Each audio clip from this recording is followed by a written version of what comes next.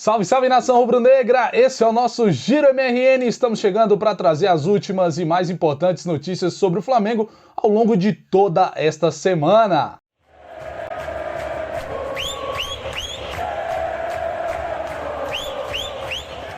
E a gente já começa o nosso Giro MRN falando, claro, sobre Flamengo e Fluminense. Jogo de ida do Campeonato Carioca. O Mengão venceu o Tricolor aí por 2-0 com gols de Ayrton Lucas e também do Pedro em uma jogada absurda também do lateral esquerdo e do ala esquerda, agora nesse esquema de Vitor Pereira. O Ayrton Lucas que foi o grande destaque dessa partida, inclusive já sendo cogitado na seleção brasileira, muitos jornalistas, muitos comentaristas aí querendo que ele seja convocado aí nas próximas datas FIFA, por conta do destaque, né? Realmente o Ayrton Lucas é o jogador que vem se destacando mais nesse Flamengo aí nesse início de temporada. Esse jogo que começou já com o Flamengo se movimentando nos bastidores ali, porque fez uma mudança ali no lado dos bancos de reserva, já para dar aquela pilha. O Fluminense meio que prometeu que vai fazer o mesmo no jogo que vem, que é mando do Fluminense, né? Vamos ver como é que vai ser isso aí nos bastidores. E o Fluminense vai precisar remar bastante se quiser reverter esse placar aí, né, de 2-0. O Mengão realmente abriu uma boa vantagem, tem uma boa vantagem para o jogo de volta. Lembrando, empate, em caso de empate, né, caso o Flamengo perca por uma diferença de 2 jogos, decisão nos pênaltis, não há vantagem de empate para seu ninguém. Então, se o Fluminense quiser se classificar, se quiser ser campeão, né, na verdade, no tempo normal, precisa ganhar por 3 gols de diferença. Vai ser bastante difícil fazer isso no Flamengo. E o Mengão tá bem encaminhado aí para essa partida que teve expulsão, teve briga, teve discussão, Fernando Diniz expulso, Samuel Xavier expulso. Foi bastante movimentado esse Fla-Flu. E lembrando que então o jogo terminou aí 2-0, grande resultado para o Flamengo. Mas a grande polêmica dessa partida também foi sobre Gabigol, que começou no banco, hein? Gabigol no banco de reservas em uma final, coisa rara de se acontecer, mas o Vitor Pereira optou por eles ter sido reserva aí. O Pedro foi titular, começou com o Everton Cebolinha ali, o Matheus França. Everton Ribeiro também foi reserva. Pela primeira vez em muito tempo, ninguém do quarteto mágico, né? O De Arrascaeta, o Everton Ribeiro, Bruno Henrique e Gabigol esteve em campo, mas do último quarteto ainda aí restou o Pedro, né? O quarteto sem o Bruno Henrique que estava machucado, enfim. Foi bastante estranho isso. O Vitor Pereira revelou na coletiva pós-jogo que tinha conversado com o Gabigol, uma conversa sadia e tudo mais, mas aí veio à tona, numa declaração do próprio Gabigol também, na zona mista pós-jogo, de que ele pediu para o Vitor Pereira para voltar a jogar de centroavante. O Gabigol tá aí se fazer gol já tem um tempo, tem se sacrificado bastante em prol do time, mas ele entende que chegou o momento dele voltar para a posição de origem dele. Quando ele fala centroavante, muita gente discutiu isso, eu duvido muito que seja realmente aquela posição 9, referência. Mas ele normalmente é o jogador que lidera o ataque. Com as características dele, dentro das características dele, ele lidera o ataque. Nesse sentido, eu acho que ele quer voltar a jogar e não fazer aquele papel de centroavantão dentro de área, fazendo pivô, enfim. Vamos ver aí como é que o VP vai revezar essa dupla aí, né, Pedro e Gabigol, quando eles vão jogar juntos. Vamos ver quais serão aí as opções utilizadas então pelo Vitor Pereira. Vamos falar agora sobre mercado da bola, porque tem notícias envolvendo o Flamengo. A primeira delas é que o lateral direito do Celta de Vigo, aí, o Hugo Malo, foi oferecido para o rubro-negro, aí, ele que tem 30, 31 anos, fez toda a carreira dele lá no Celta de Vigo, né, o time que atualmente quem está lá é o Diego Alves, e é um lateral direito ali que, né, sempre fez bem seu papel, ultimamente não tem sido muito utilizado lá no Celta de Vigo, e foi então aí oferecido para o Flamengo. Outro jogador ligado ao Flamengo é um zagueiro, Lucas Veríssimo, jogador que saiu do Santos, teve chance na seleção brasileira, hoje pertence ao Benfica, começou muito bem lá no Benfica, depois teve uma lesão, perdeu espaço. O Lucas Veríssimo é um zagueiro bem interessante, bem técnico, mas que assim a especulação me parece meio sem sentido para esse Flamengo atual, que tem bastante zagueiros. É claro, né, sempre tem as polêmicas ali sobre o rendimento do Pablo, sobre a situação física do Rodrigo Caio, mas de fato o Flamengo tem várias opções para a zaga. Talvez essa especulação seja pelo fato de Vitor Pereira estar usando um esquema com 3 zagueiros, né, então talvez precisasse de mais, mas o Flamengo tem bons nomes também subindo aí da base.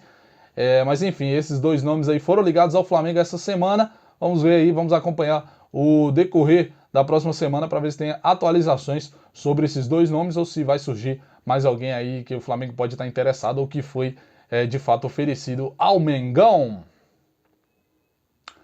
Vamos falar agora sobre calendário, porque a CBF divulgou nessa semana os jogos do Flamengo, tanto aí no Campeonato Brasileiro, né, as 10 primeiras rodadas do Brasileirão, quanto os 2 jogos aí da terceira fase da Copa do Brasil. Começando com o Brasileirão, o Flamengo estreia no domingo, dia 16 de abril, às 16 horas, horário nobre aí da televisão. Então vai ter transmissão da Globo e também do Premier, Flamengo e Coritiba, no domingo, dia 16 de abril, então estreia do Mengão no Campeonato Brasileiro 2023. Sobre a Copa do Brasil, o Flamengo estreia na quinta-feira, dia 13 de abril, contra o Maringá, lá em Maringá. O segundo jogo será no dia 26 de abril, esse jogo às 21h30. A estreia, né, o primeiro jogo, o jogo de ida será às 20 horas, e os 2 jogos terão transmissão aí da Amazon Prime Video. Então, Mengão aí na Amazon Prime. Muito time tá na bronca aí, porque parece que a TV Globo não vai transmitir os jogos da Copa do Brasil nessa terceira fase. Então tem muito time que caiu numa data diferente e a Globo não vai transmitir, mas o Flamengo vai estar sim aí com a Amazon Prime transmitindo os seus jogos na Copa do Brasil. Vamos falar agora sobre a estreia do Flamengo na Libertadores, que aconteceu na última quarta-feira, e o Flamengo saiu derrotado para o Alcas do Equador, viu? Partida muito ruim do Flamengo lá na altitude. Claro, aquilo, né? A altitude nunca é parâmetro, né? Porque é um jogo muito diferente, mas o Flamengo mostrou-se muito desorganizado, né? O Vitor Pereira optou por um time alternativo, com vários jogadores que não costumam jogar, por exemplo, o Wesley, que é jogador da base atuando na lateral direita, o Marinho atuando improvisado na ala esquerda. Aí o Everton Ribeiro e o Gabigol foram titulares nesse jogo, mas não adiantou muito. O primeiro gol foi do Matheus França, numa bela jogada. O Flamengo saiu na frente, depois sofreu a virada. O primeiro tempo do Flamengo foi até ok, mas o segundo tempo o time foi muito desorganizado. O Everton Ribeiro até no pós-jogo falou que o Flamengo entrou num estilo de jogo que não é dele, um jogo de transição que não deveria ter sido utilizado pela equipe, especialmente no segundo tempo, justamente por conta da altitude, por conta do cansaço, né, que ia bater. Então, no entendimento do Everton Ribeiro, esse foi um dos erros aí do Flamengo. E sobre o Gabigol, né, 8 jogos sem marcar, é a segunda maior sequência sem balançar as redes aí do artilheiro. Desde que ele entrou aí no top 10 maiores artilheiros do Flamengo, o Gabigol tem sofrido aí para balançar as redes. Então, o Flamengo estreando mal aí, estreando com um resultado ruim, péssimo, né, na verdade, perdendo para o Alcas lá no Equador. E agora vai precisar batalhar bastante, lembrando que com essa derrota o Flamengo já não pode chegar minimamente, né, na campanha que teve no ano passado, na campanha do tricampeonato 2022, porque aquele ano o Flamengo venceu de maneira invicta e agora o Flamengo já começa o campeonato com uma derrota.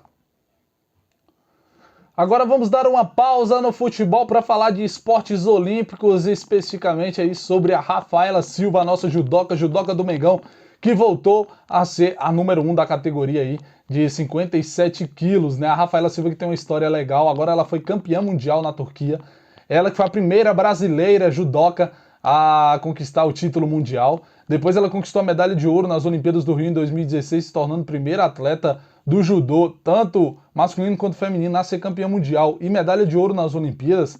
Conquistou ouro no Pan-Americano em 2019, mas aí veio o exame antidoping e ela caiu aí no doping, ficando suspensa, perdeu a medalha dela de ouro do Pan-Americano 2019 e agora ela dá a volta por cima. Ela teve problemas psicológicos, agora ela dando a volta por cima e volta a ser então a número 1 até 57 quilos. É o judô do Flamengo, o Flamengo que trabalha forte aí para melhorar cada vez mais os seus esportes olímpicos.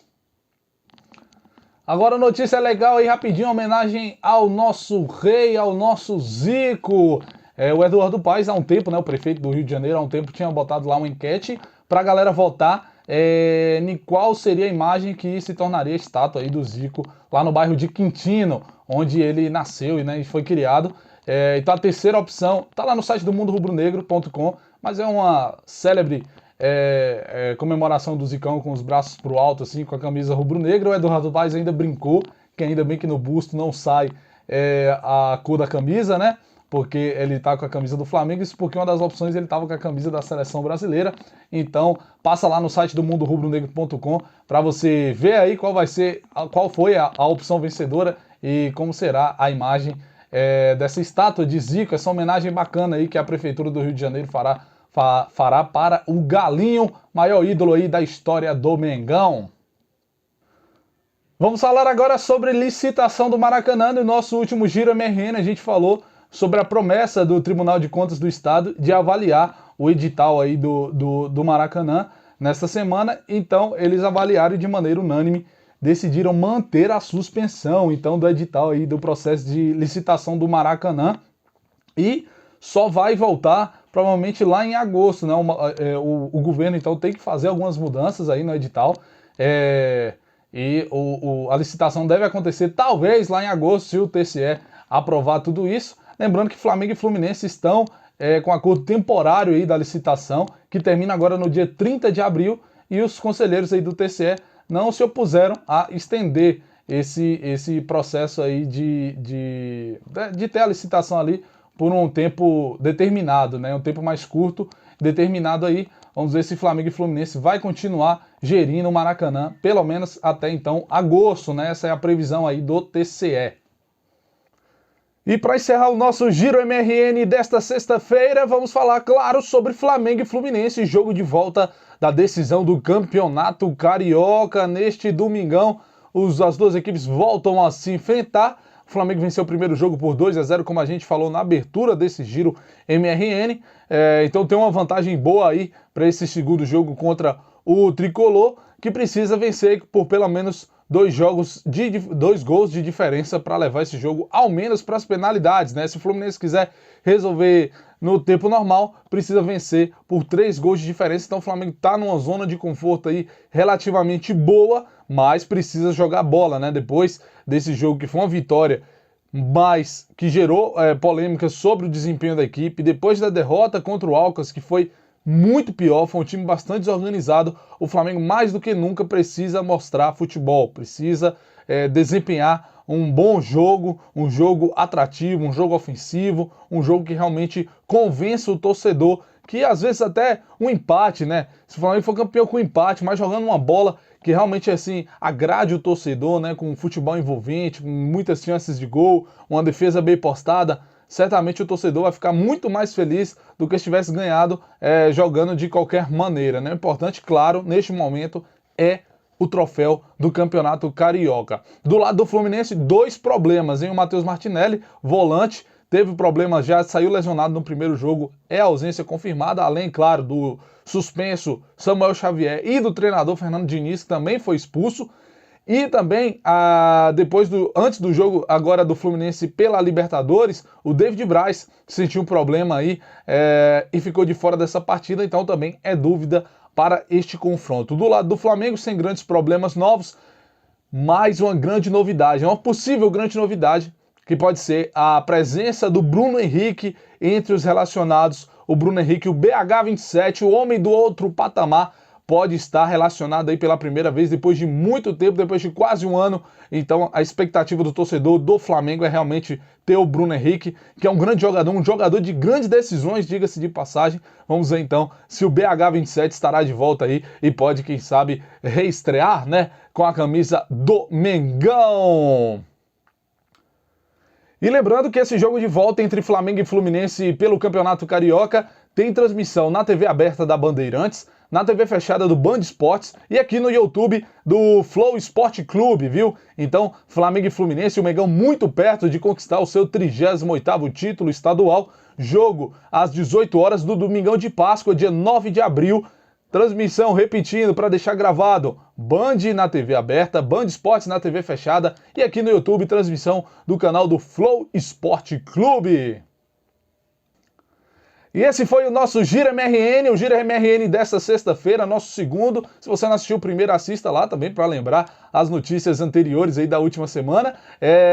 Não se esqueça, claro, de deixar o seu like se você gostou desse vídeo, se inscrever no nosso canal e ativar o sininho lá para receber todas as notificações de conteúdos. A TV MRN vai trazer muitos conteúdos interessantes ainda, então você pode ficar ligado aí ativando o sininho nas notificações e também acessar o nosso site mundorubronegro.com, claro, todas as notícias relevantes sobre o Flamengo, não só as mais importantes que a gente destaca aqui, mas todas, absolutamente todas, seguir também as nossas redes sociais, o MRN está aí tudo quanto é plataforma, e é isso. Um forte abraço a todo mundo que acompanhou esse Giro MRN e saudações rubro-negras!